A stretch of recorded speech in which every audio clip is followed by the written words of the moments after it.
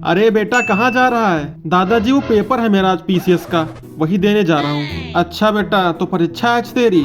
अच्छा तो मेरी एक सीख सुनते जा, शायद तुझे परीक्षा में उससे कोई लाभ मिल जाए। नहीं दादाजी, मेरे पास टाइम नहीं है, मुझे 9 बजे एग्जाम सेंटर के अंदर पहुँच जाना है और 8:40 हो गए हैं। अरे बेटा सुन तो ले, जिंदगी की सीख है, शायद इससे तुझे कोई परीक्षा में ही लाभ मिल जाए।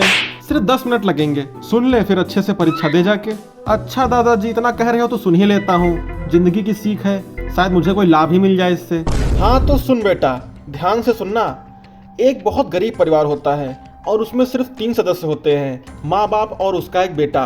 उसके माँ बाप बहुत गरीब होते हैं, जिसकी वजह से वह दूसरों के यहाँ काम करने जाते हैं और उससे जो कुछ भी पैसे मिलते हैं वो सारे पैसे अपने बच्चे की पढ़ाई में लगाते हैं।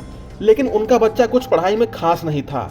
10वीं और 12वीं में वह बहुत कम नंबरों से पास होता है, जिसकी वजह से उसके माता पिता का विश्वास उस पर से उठ जाता है और वो उसे आगे पढ़ाने से मना कर देते हैं।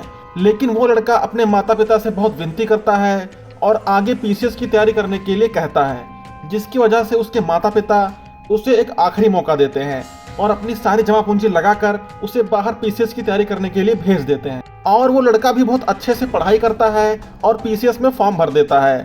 धीरे धीरे तैयारी करते करते परीक्षा का दिन आ जाता है और उस लड़के को बहुत ही आत्मविश्वास था कि इस बार तो मेरा पीसीएस का पेपर निकल जाएगा। और वो पेपर देने के लिए अपने गांव निकल जाता है, क्योंकि उसका जो परीक्षा का केंद्र था उसके गांव के पास ही गया था। परीक्षा के दिन वह सुबह उठकर अच्छे से तैयार होता है और अपने माता पिता का आशीर्वाद लेता है। अरे दादाजी, ये तो बिल्कुल मेरी जिंदगी की ही कहानी है। हाँ बेटा, आगे तो सुन। और उसके माता पिता आशीर्वाद देते हैं और उससे कहते हैं कि बेटा परीक्षा देना, लेकिन इधर उधर अपना ध्यान मत भटकाना, किसी की बातों में मत आना, सिर्फ अपने लक्ष्य पर ही ध्यान देना। जिस पर वो लड़का कहता है कि मैं इतना बड़ा हो चुका हूँ कि अपना भला और बुरा समझता हूँ। यह कहकर वह परीक्षा के लिए निकल जाता है, लेकिन निकलते निकलते उसे देर हो जाती है।